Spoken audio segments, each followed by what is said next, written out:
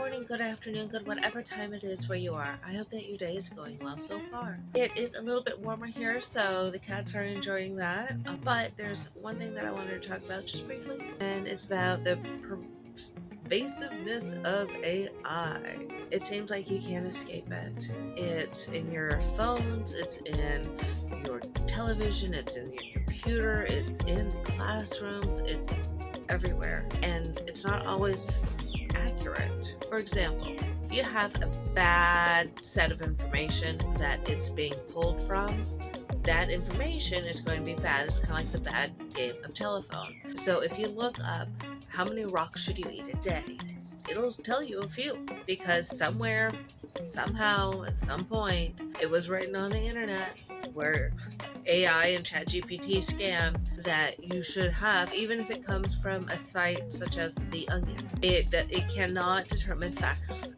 from like made up satire stuff. I know, granted, sometimes it's hard in this current society that we find ourselves in, separating fact from fallacy. But some things it's easier to determine.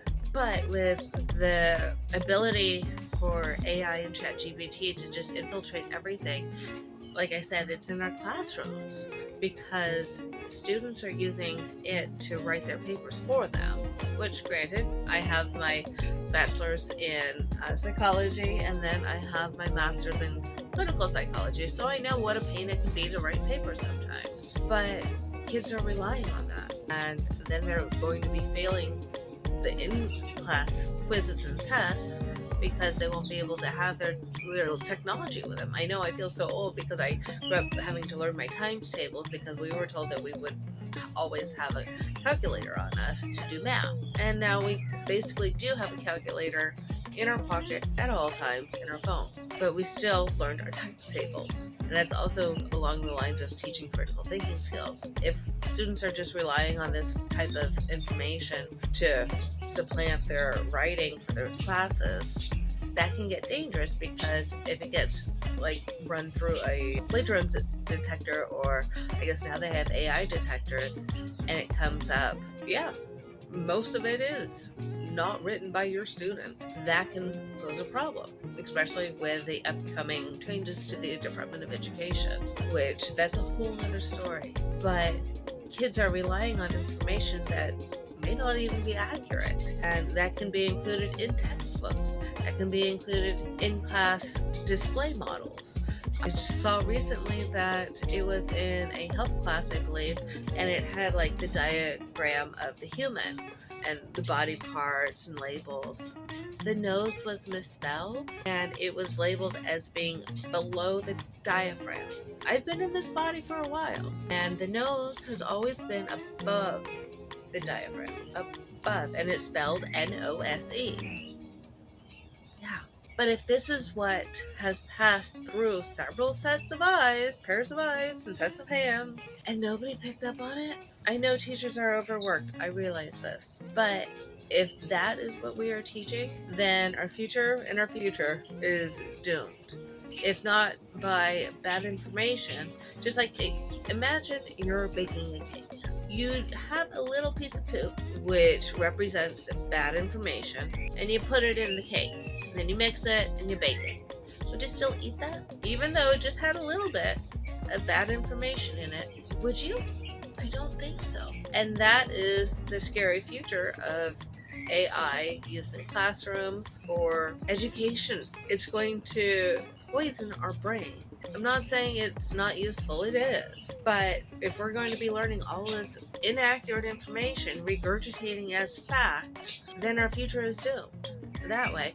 And then not even including the energy and environmental toll that AI creates.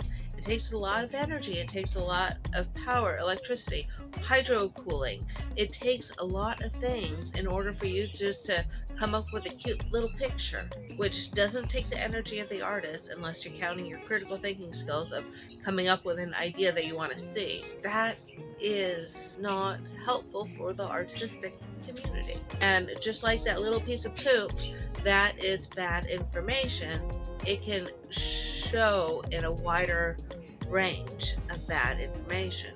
such as Andrew Wakefield and the causal study of the relationship between vaccines and autism. It's been disproven. He's been basically kicked out of academia and is not able to practice, but yet that bad information, that bad study just spread like wildfire for the people that were wanting an answer. Yes, I realize how important it is to have answers when it comes to your health, mental and physical. I have several chronic ones, but it has to be accurate. It has to be. Or else we're risking our future because we have RFK Jr., who had a brain worm die in his head because there was not enough up there is my joke to myself. But it's just looking at this administration, we're doomed unless we do something. So I hope you have a little bit more information about the importance of critical thinking skills when it comes to AI and technology as a whole, because it's easy for it to start small, a little bit of false information, and then it just spreads and spreads. So be nice to yourself, be nice to others, and be nice to the planet, because there is no plan B.